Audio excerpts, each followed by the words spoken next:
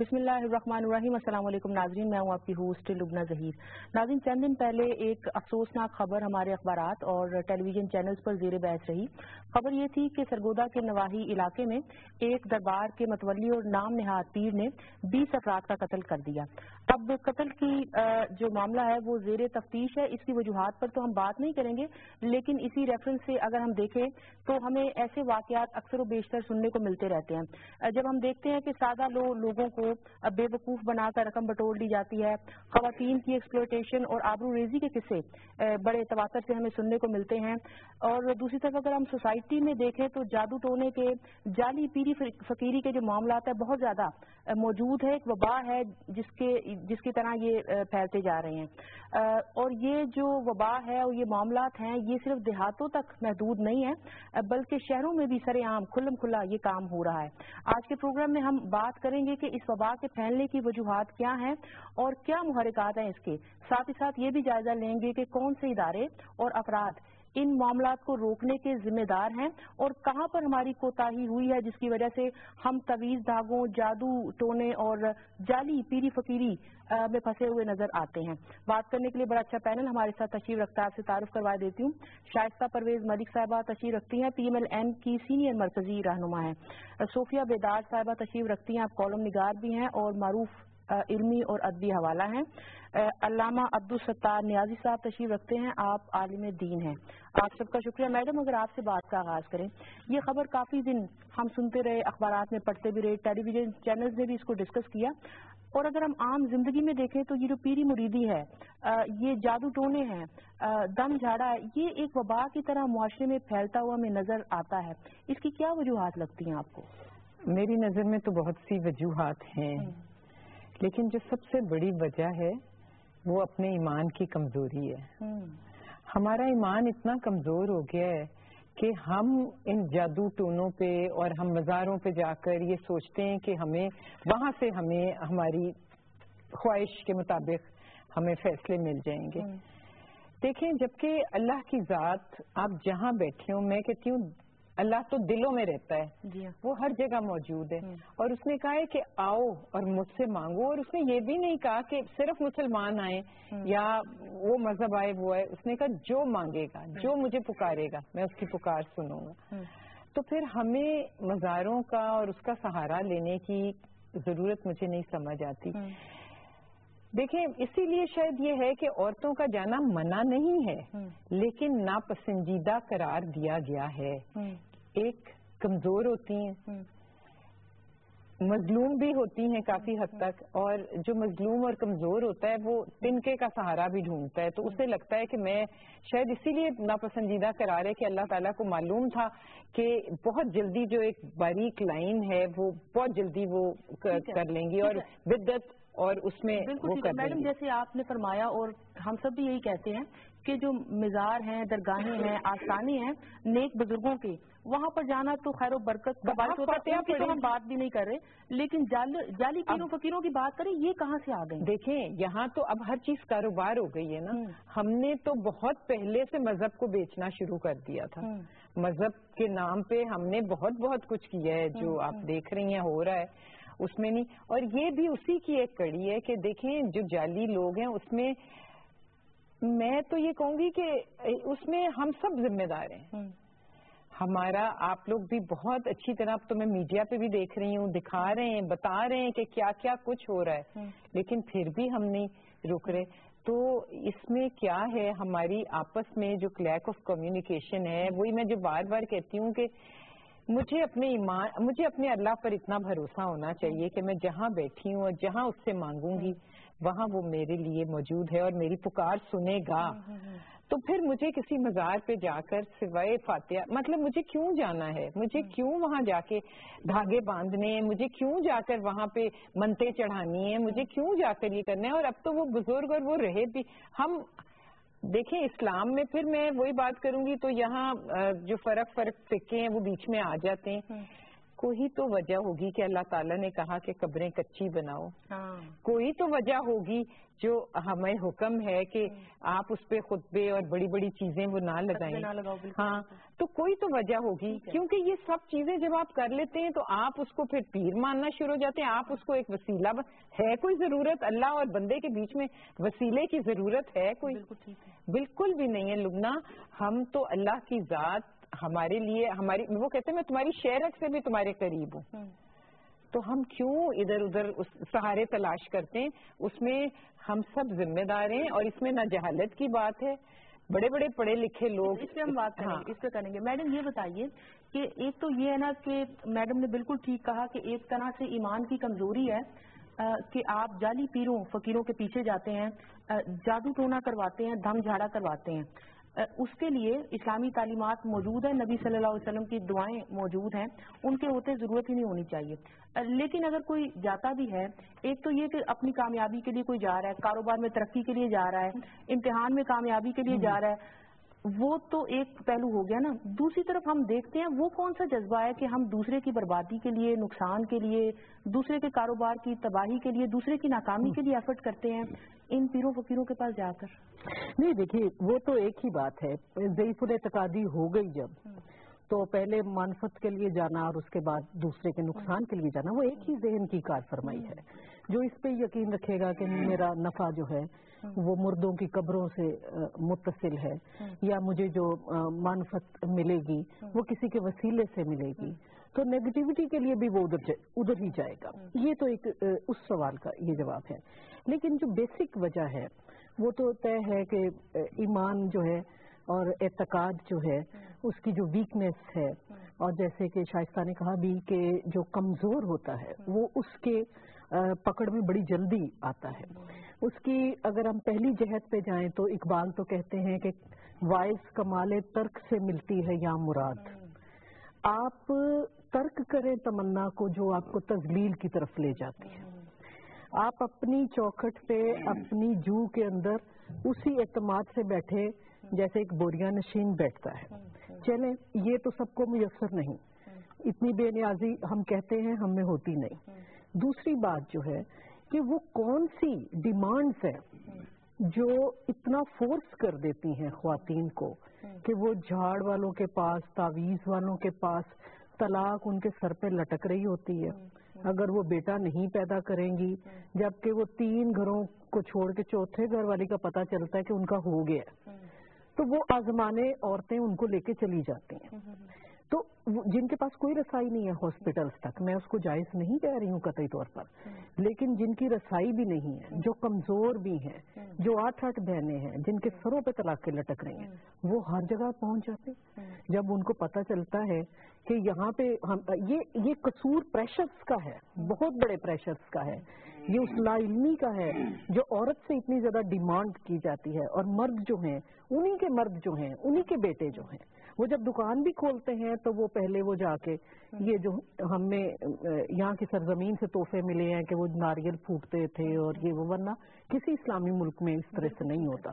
تو یہ تحائف ہمیں زمینی کلچر کی وجہ سے ہمارے رہتر کے اندر جو ڈیمانڈز ہیں وہ لے جاتی ہیں غلط جگہوں پہ. اب اس کی مزید ایکسپلائٹیشن اخبارات میں اور میڈیا کے اندر جو ہوتی ہے کہ پورے پیج بھرے ہوئے آتے ہیں کہ عامل بابا سے علاج کروائے, بنگالی بابا سے علاج کروائے, وہ پیسے دے کے وہ پیج کا حصہ خرید لیتے ہیں.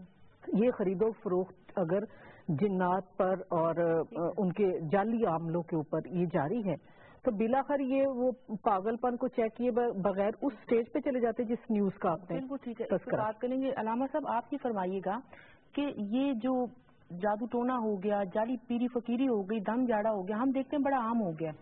پہلے تو دیہاتوں کے بارے میں, قصبوں کے بارے میں سنا کرتے تھے, اب شہر میں بھی کھلم کھلا یہ کام ہو رہا ہے. اس کی وجوہات آپ کو کیا لگتی ہیں؟ اور دوسری بات یہ کہ علماء کرام اور مذہبی رہنما اس حوالے سے کوئی کردار ادا کرتے رہے ہیں, لوگوں کی حوصلہ شکنی کرتے رہے ہیں؟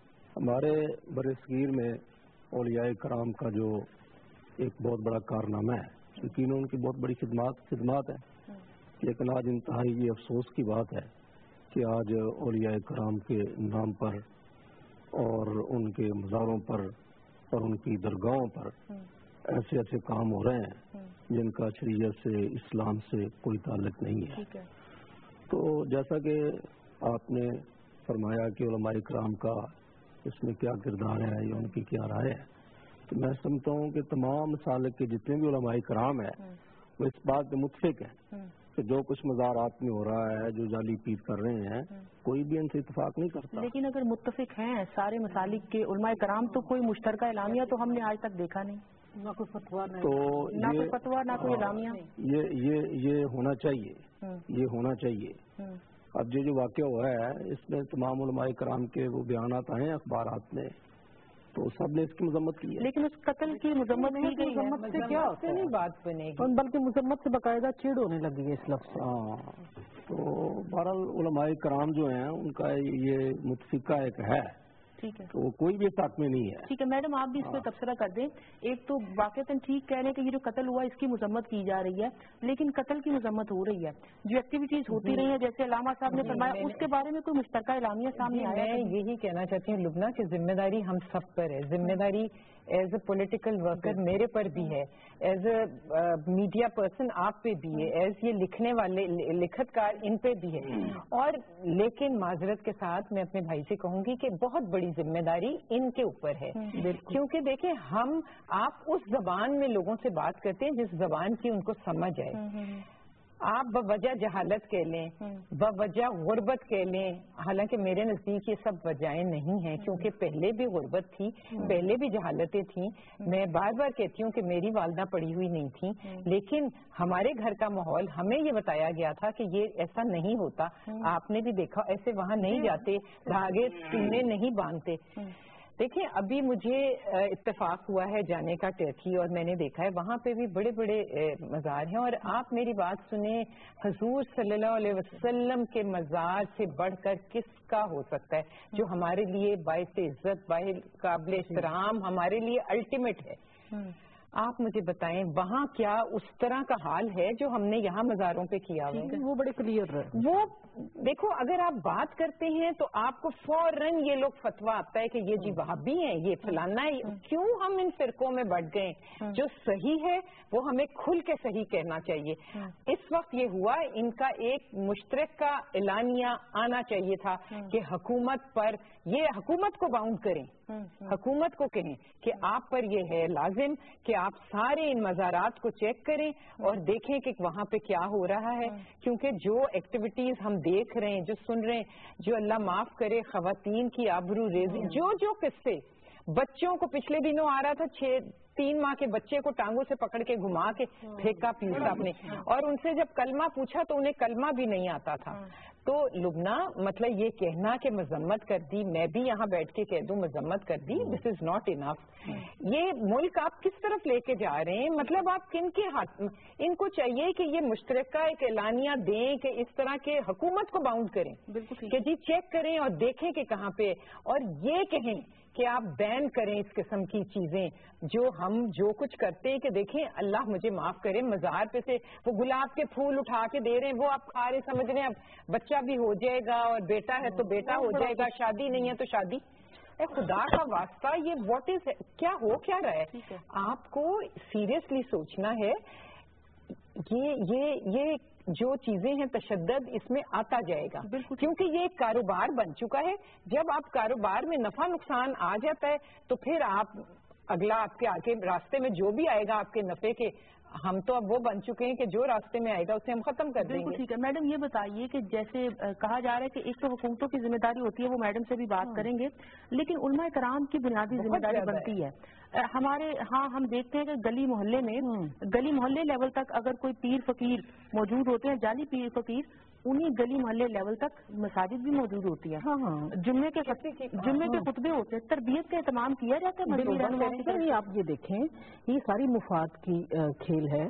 جب خواتین کے حق میں کوئی بل آتا ہے تو اسلامی نظریاتی کونسل بھی خلاف بول پڑتی ہے, سارے علماء خلاف بولنا شروع ہو جاتے ہیں, انہیں فکر پڑ جاتی ہے ان کو حقوق ملے تو طلاقیں ہو جائیں گی, ان کو زبردستی باندھ کے اندر رکھا جائے. ادروائز اگر اپنی پسند سے اور قبولیت کے ساتھ خواتین جو ہیں وہ اپنی ازدواجی زندگی کو گزارتی ہیں, وہ ان کے نظر میں اہم نہیں ہے, وہاں پہ بہت زیادہ مخالفت آتی ہے.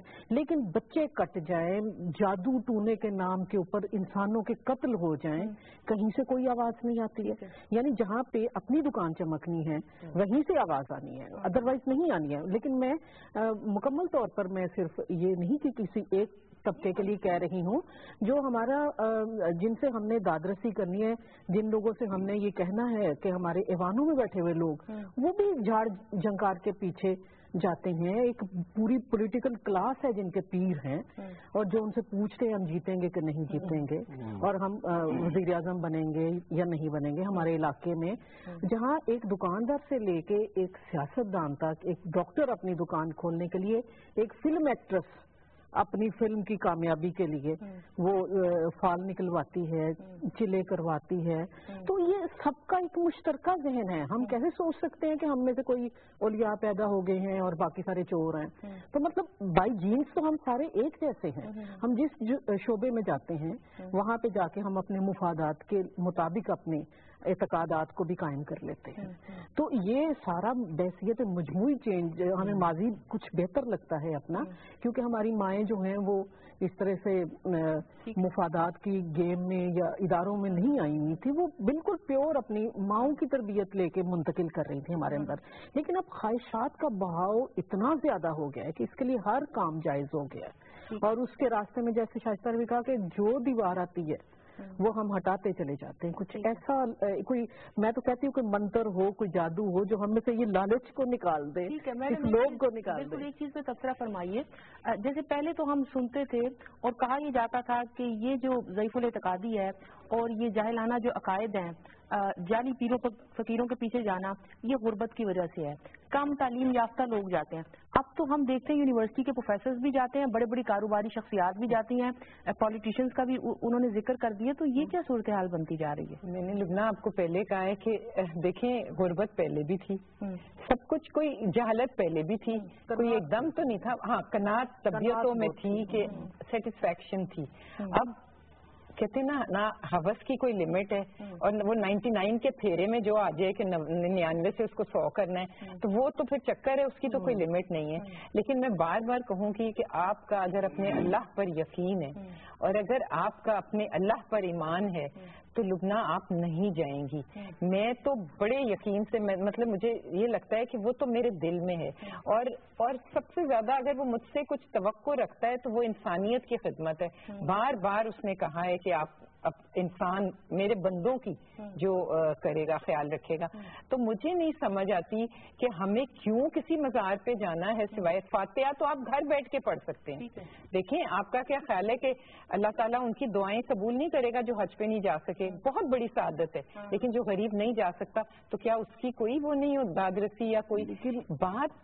معتبر چینلز پہ 8 ڈرامے چل رہے ہیں جن میں یہ جادو ٹونے کا. دیکھیں نا, میڈیا کین پلے, آپ لوگوں کے گھروں میں ہیں.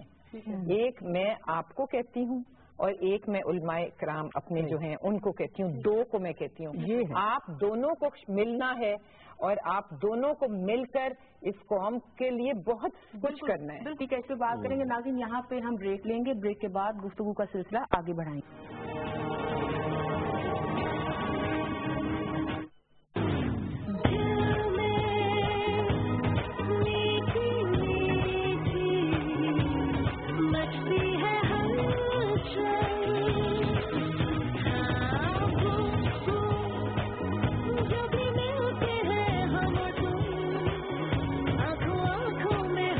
Buy a 4G smartphone from Taraz.pk and get an amazing Zong offer. A new SIM, a new dream. Zong 4G. یہ لیجیے چائے. نہیں جناب. شیف صاحب آج تو بات ہی کچھ اور ہے. گلاب جامن کی نا چائے کی. آخر بنائی کس نے ہے؟ واجی کھانے کے ماہر محبوب بھائی اور چائے کی ماہر آپ. شیف محبوب کی وائف جو ہیں. ارے محبوب بھائی गुलाब जामुन के साथ भाभी की चाय की तारीफ भी खा गए। वाकई कुछ नया है चाय में। क्या राज है? तरंग का नया लाजवाब मजा। आज तो मुझे भी लाजवाब कर दिया। रंग खिला खिला, खुशबू ऐसी कि दिल को भाए और मजा जुबां पर रह जाए। अब तरंग से बनाए आप भी सबसे बेहतरीन चाय। डॉक्टर साहब के साथ मेरी दोस्ती 40 साल पुरानी है। उनकी शादी में मैं बकायदा शरीक हुआ था। कासमी साहब मेरी शादी में शरीक नहीं थे, बल्कि मेरी शादी करवाई ही इन्होंने। ओह जबरदस्त। बचपन से सोचा हुआ था ये बनेंगे, क्योंकि अब तो आप इतना कुछ बन गए हैं। पता नहीं था कि कहाँ आगे निकलना है। यानी फुटबॉल का प्लेयर बने तो सेकंड डिवीजन, हॉकी के प्लेयर बने, बास्केटबॉल के बने, कैरम बोर्ड के, शतरंज, बस सेकंड डिवीजन से आगे नहीं जा सकते। जो टीचर्स हैं वो मौला बख्श का इस्तेमाल उस वक्त तो डाटा किस्म का होता था, तो आप पे हुआ? लाइन में लगे हुए थे, तो मैं जो लड़का आगे खड़ा था मैं उसके पीछे खड़ा था और काफी मेरी चेक हो रही थी। और ठक ठक नहीं, वालिद साहब से बड़ी मार पड़ी हुई है इनको। आप घर में ऐसे काम करते थे? नहीं, ना भी करें तो मारना। मैंने सुना है कि आपके कुछ दोस्त ऐसे भी थे जो वो दांतों की दवा बेचना चाहते थे। वो क्या वाक़या था? एक तो शख्स था जिसके बिल्कुल दांत जो थे अपने भी काले थे, 2-3 रह गए हुए थे, लेकिन वो मंजन बेचता था। डॉक्टर जी बताएं कि पहली दफा आपको कब एहसास हुआ कि आपने अदब की तरफ आना है या आपको संजीदगी से इसको लेना चाहिए? वही जब MA उर्दू किया और यकदम हाँ फिर पंजाबी किया। लाहौर आके कैसा लगा? मैं कहता हूँ कि लाहौर जो है ना वो एक ऐसा हब है कि जहाँ जो भी आ जाता है ना तो लाहौर वेलकम करता है असल में। बिल्कुल। आप डॉक्टर भी हैं। हाँ। तो याद करके बताएं कि अब तक कितने लोगों को गोलियां दे चुके हैं? ना मैंने किसी को गोली दी और ना अल्लाह के फजल से किसी ने मुझे गोली। बीमार हो के मैं जो गया डॉक्टर के पास, बीमार हो के मैं जो गया डॉक्टर के पास, क्यों कर बताऊं कैसे मेरे उड़ गए हवास। हैरान हुआ ये सुन के मैं नर्सों की टीम से, वो खुद दवाई लेने गए हैं हकीम।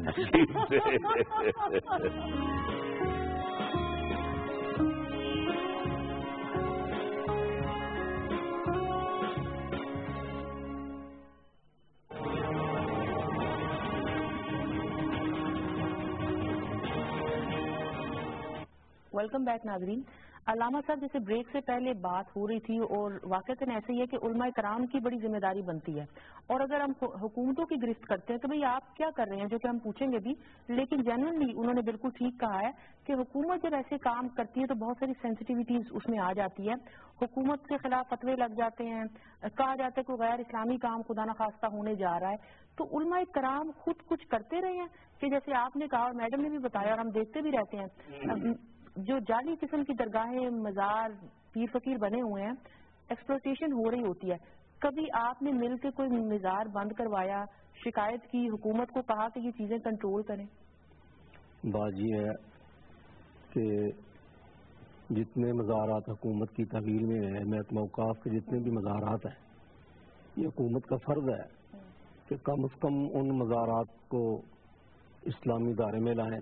वहाँ जो गैर शरई काम हो रहे हैं वहाँ वो उनको रोकें, और वहाँ जो गैर शरई, गैर अखलाकी जो कुछ भी वहाँ हो रहा है ये हुकूमत की जिम्मेदारी है। जो महकमा औकाफ के अंडर काम कर रहे हैं उनको तो गवर्नमेंट देखती है, लेकिन काफी सारे आजाद भी हैं।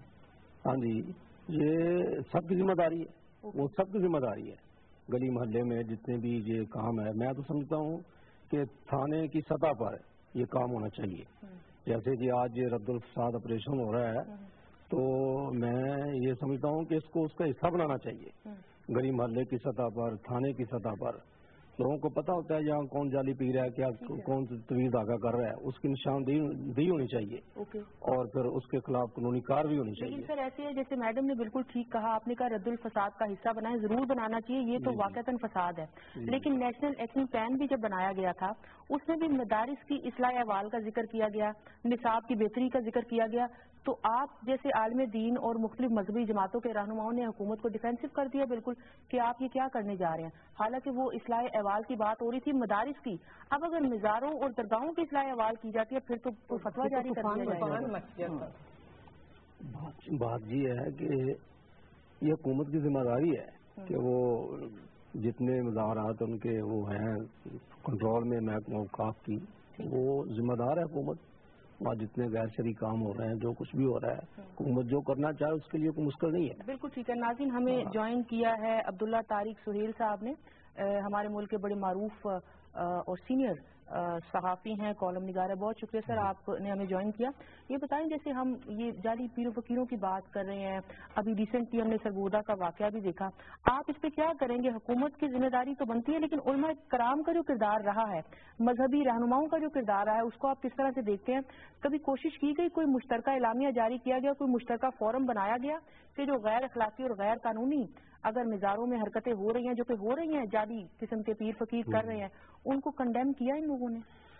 مشترکہ اعلامیہ کی تو میرے خیال میں ضرورت ہی نہیں ہے. اس میں ایک ذمہ داری بنتی ہے علماء کرام کی اور ایک بنتی ہے حکومت کی. علماء صرف ذمہ داری ادا کر سکتے ہیں، ان کے پاس اختیار نہیں ہے اور طاقت نہیں ہے، اور حکومت کے پاس طاقت ہے. کہا یہ جاتا ہے، یہ بالکل لیم قسم کا عذر ہے کہ اگر کسی مزار پر ہاتھ ڈالیں گے جہاں غیر شرعی حرکات ہو رہی ہیں یا مجرمانہ سرگرمیاں ہو رہی ہیں تو شور مچ جائے گا. وہ شور کیسے مچے گا؟ اگر آپ اس علاقے کے علماء کو ساتھ ملائیں اور ان کی تعاون سے اس مزار کے خلاف کارروائی کریں تو شور کرنے والا کوئی نہیں رہے گا. اب دیکھیے، یہ جو مزارات کا نظام ہے نا، یہ بنیادی طور پر ان کا مقصد کیا تھا کہ صاحب مزار کا جو سلسلہ ہے طریقت کا، اس کے مطابق مریدوں کی تربیت کی جائے، ان کا تزکیہ نفس کیا جائے، روحانی پاکیزگی کی جائے. تو وہ جو پیر صاحب ہوتے تھے، اپنا اپنا طریقہ ہے، کسی کا اعتقاد ہے کسی کا نہیں ہے، لیکن جن کا اعتقاد ہے تو وہ یہ کرتے تھے کہ پیر صاحب کی نگرانی میں چلے کاٹنا، ریاضتیں کرنا. اب چلے کاٹنے کا مقصد یہ تو نہیں ہے کہ آدمی کو ہوا میں اڑنا آ جائے. چلے کاٹنے کا مطلب روحانی تزکیہ. تو اب کیا ہو رہا ہے؟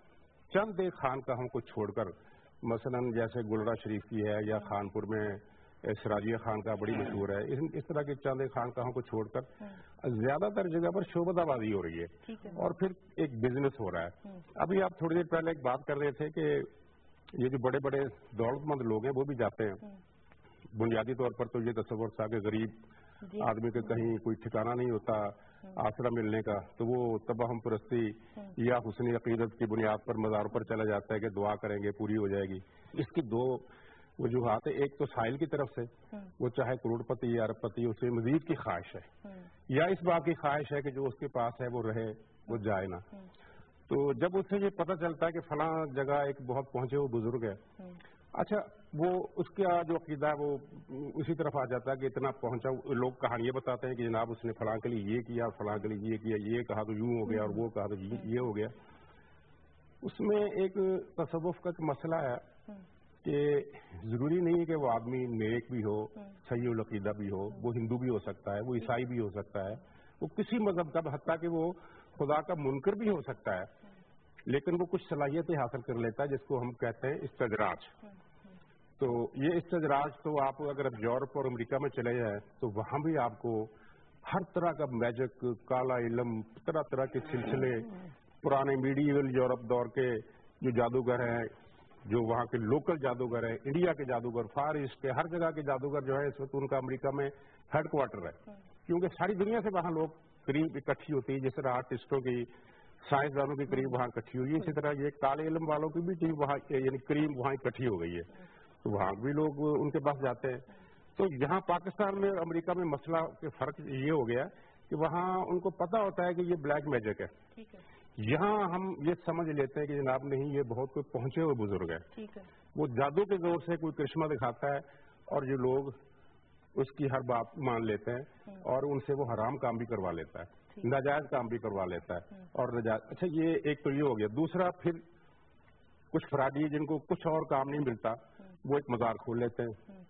مزار کے اندر کوئی ولی پیر دفن نہیں ہوتا، کوئی بھی کسی بلکہ کسی قبر میں کچھ بھی نہیں ہوتا، صرف ایک مٹی کی گھیری ہوتی ہے اور اسے پتا ہوتا ہے کہ پولیس آئے گی تو لوگ مریدین اس کو بھگا دیں گے. یہاں علماء کی ذمہ داری لوگوں کو بتانا ہے کہ یہ غلط ہے.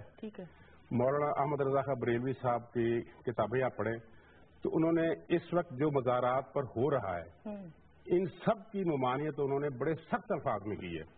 دوسرے مسلک کا میں نام اس لیے لے رہا کہ وہ تو نون ہے نا اس بات کی مخالفت کے لیے کہ یہاں غیر شرعی حرکات نہیں ہونی چاہیے، لیکن ایک غلط فہمی ہے کہ شاید بریلوی مسلک کے لوگ ان چیزوں کو جائز سمجھتے ہیں. ایسا نہیں ہے، بریلوی مسلک کے لوگ بھی جائز نہیں سمجھتے، لیکن وہ جو تعلیمات ہیں ان کے بزرگوں کی، وہ پیران جو پیری مریدے کا سلسلہ کرتے ہیں وہ تو اس کو پڑھتے ہیں نہ اس کا حوالہ دیتے ہیں.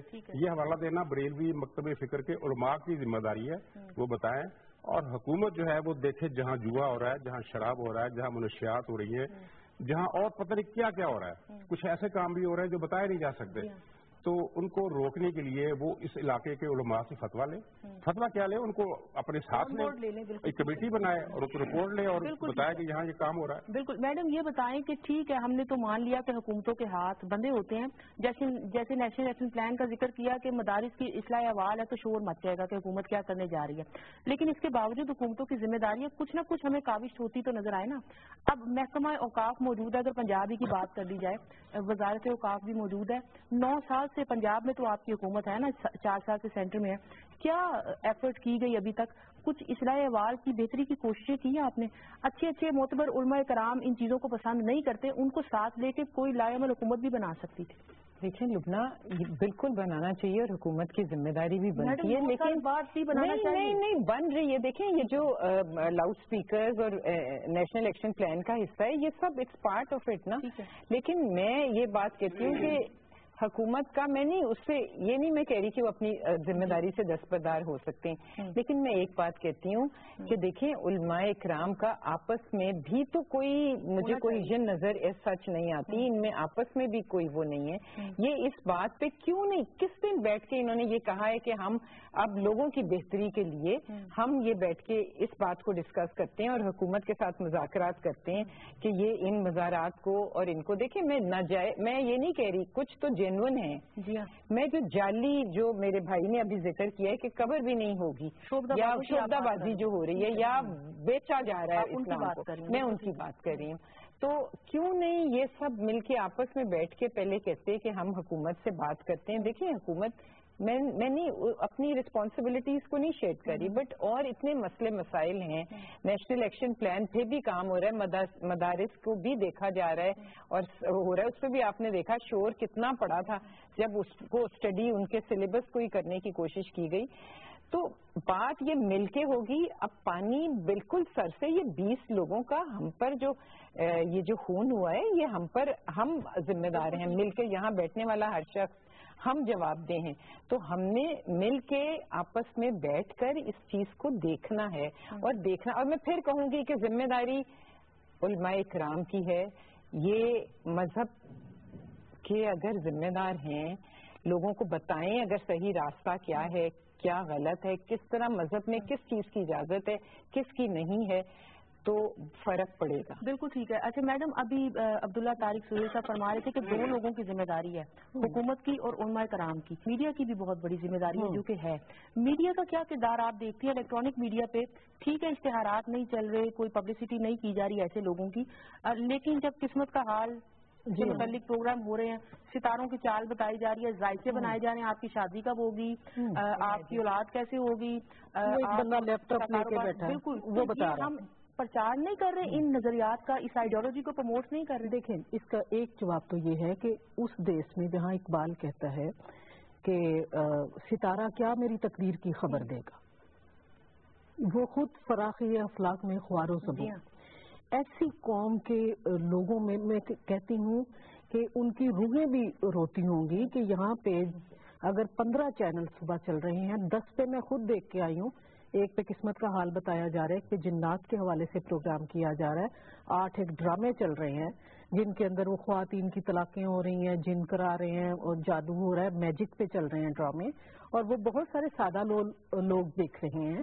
جو بہت سی خواتین جو میٹرک بھی جنہوں نے نہیں کیا ہوا، اور وہ جب دیکھتی ہیں کہ وطن کے مقتدر चैनल्स के ऊपर, इतने बड़े इदारों के ऊपर ये दिखाया जा रहा है, तो इसमें कोई ना कोई सच्चाई तो होगी।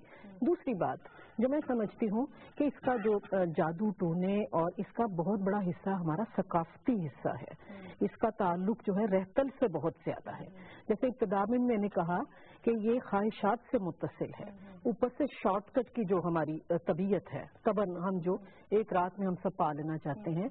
जब लोगों के बेटे पैदा हो रहे हैं तो वो ख्वातीन क्यों इतनी देर, वो 40 साल वो सोचेंगी कि हम इबादत करें, और उन्हें तो मिसालें मिल जाती हैं और वो फौरी तौर पे उस तरफ को राग़िब हो जाती हैं। तो वो प्रेशर्स हम खत्म नहीं कर रहे हैं, हम बाहर से मेकअप करना चाह रहे हैं। हुकूमत जो है उलमा पे डालेगी, उलमा हुकूमत पे डालेंगे, लेकिन उस रहतल को चेंज करने के लिए मुझे हमेशा ही दो ही चीजों में हल नजर आता है, एक एजुकेशन और एक हेल्थ।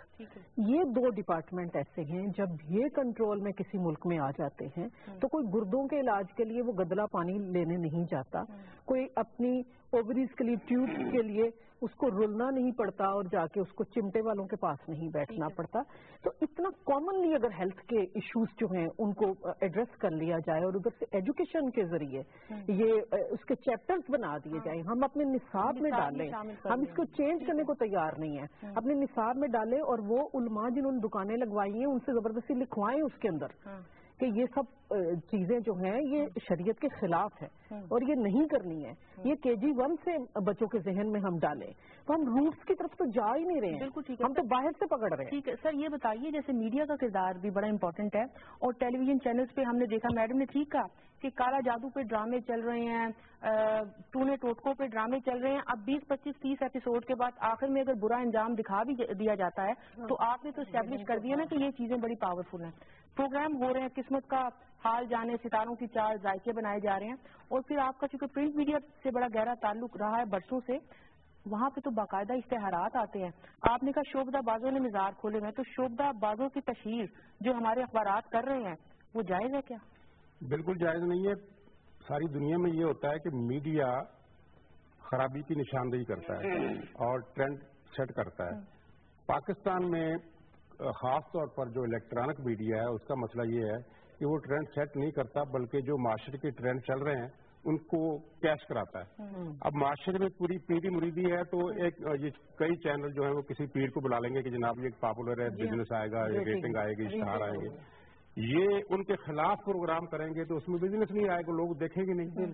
तो ये मीडिया के मालकान की जिम्मेदारी है। मीडिया के जो मुलाजिम हैं वो तो बड़ी हद तक बेबस हैं क्योंकि उन्हें तो लाइन दी जाती है कि जनाब आपने ये प्रोग्राम इस तरीके से करना है, इतना गर्म करना है और पब्लिक को अट्रैक्ट करना है ताकि बिजनेस आए। ठीक है। अब मीडिया का जो अमला है वो बहुत कुछ यानी खास एक महदूद से दायरे में शायद कोई किरदार अदा कर सके, लेकिन असल में इख्तियार मालकान के पास। सर ये जो बड़ी बड़ी यूनियंस बनी हुई हैं, प्रेस क्लब्स मौजूद हैं हर सतह पे और फिर CPNE, APNS जैसे इदारे मौजूद हैं, एडिटर्स की काउंसिल्स मौजूद हैं, इनका किरदार नहीं बनता कि ये एका कर लें और तहैया कर लें कि हमने जाली पीरों फकीरों के ऐड शाया नहीं करे। एक जमाना था जब यहाँ एडिटर एक ताकतवर इदारा था, डॉन के एडिटर थे अल्ताफ हुसैन, कुछ तो खैर एडिटर खुद मालकान थे, लेकिन मैं मुलाजमों की बात कर रहा हूँ कि कुछ ऐसे एडिटर भी रहे हैं हमारी हिस्ट्री में जिन्होंने अखबार को पॉलिसी के तहत चलाया, लेकिन अब वो जमाना नहीं रहा। अब सब कुछ मालकान के पास है। जो council of news paper editors है ना उसमें भी ज्यादा मालकान है और जो एडिटर हैं वो सिर्फ अपने इदारे के नुमाइंदा हैं। तो सर आप जैसे बड़े सहाफी जो काम कर रहे हैं जिन्होंने कई दहाइयां दे दी इस फील्ड को, उनकी कोई से नहीं है क्या? मुझे अफसोस का सब कहना पड़ रहा है कि कुछ ज्यादा से नहीं है। आप मजमून लिख सकते हैं, आर्टिकल लिख सकते हैं, लेकिन इदारे की जो पॉलिसी है कोई भी मुलाजिम चाहे वो कितने भी बड़े ओहदे पर हो वो उस पॉलिसी को चेंज नहीं कर सकता। ये एक इर्तिकाई अमल है जो हमारे यहाँ माकूस समत में जा रहा है। इसको सीधी समत में लाने के लिए कुछ ना कुछ तो करना होगा। और फिर भी एक गनीमत बात यह है कि इलेक्ट्रॉनिक मीडिया में उतनी गैर जिम्मेदारी नहीं है क्योंकि वहाँ सर्कुलेशन आती है, वहाँ इश्तहार मिलते हैं, गवर्नमेंट के इश्तहार भी मिल जाते हैं, उसमें रेटिंग का इतना मसला नहीं होता। लेकिन टीवी जो है ना ये जकड़ा गया है, ये बिजनेस के हवाले से जकड़ा गया। تو یہ اچھا اس میں پھر انیشیٹو کون لے گا؟ مالکان تو مجھے نہیں لگتا کہ لیں گے، یہ تو گورنمنٹ کو لینا پڑے گا، تو پیمرا والے گورنمنٹ کو لینا پڑے گا۔ میڈم بالکل ٹھیک ہے، پیمرا کی انہوں نے بات کی، پیمرا بنا ہوا ہے، پیمرا تو اپنی موجودگی دکھاتا رہتا ہے، کوئی نہ کوئی ایکشن ہمیں ہوتا نظر آتا ہے، اگر ہم غیر جانبداری سے دیکھیں تو پیمرا متحرک ہمیں نظر آتا ہے۔ ابھی چونکہ ہم بات کریں کہ جعلی پیروں فقیروں کے اشتہارات دیے جاتے ہیں، تو ایک پریس کاؤنسل آف پاکستان بھی بنی ہوئی ہے، وہ تو ہمیں اس کا نام بھی معلوم نہیں، یہ بھی نہیں معلوم اس کا سربراہ کون ہے، آج تک کوئی نوٹس ہوا بھی ہے یا نہیں ہوا۔ حکومت نے کیا جو عوام کے خون پسینے کی کمائی سے ٹیکس لیتے ہیں، ان ٹیکسوں سے یہ ادارے قائم ہوتے ہیں، یہ ادارے کی کارکردگی پہ غور نہیں کیا جاتا، بے شک اٹونومس ہے لیکن پھر بھی۔ لبنہ دیکھیں بار بار میری نظر میں یہ ایک ایسا ایشو ہے کیونکہ ایمان پر اور آپ کے عقیدے پر ہے یہ جو اس وقت ڈسکس ہو رہا ہے۔ لیکن میڈم کالا جادو کا اگر ایڈ آ رہا ہے اس کو آپ یہ بتائیں کہ کبھی ایڈ آ رہا ہے، نہیں، آپ مجھے بتائیں اگر حکومت ان چیزوں کو ایکسیپٹ کرتی تو کبھی سرکاری چینل پر یا سرکاری اخبار میں ان کی طرف سے یہ کوئی اشتہار آیا؟ وہ کبھی بھی نہیں ہے، یہ پرائیویٹ اصل میں ہر چیز نا پیسے کے اس پر تولی جا رہی ہے، اور ایک جو ہے نا وہ سب سے زیادہ امپورٹنٹ ہو گیا ہے کہ نفع اور نقصان۔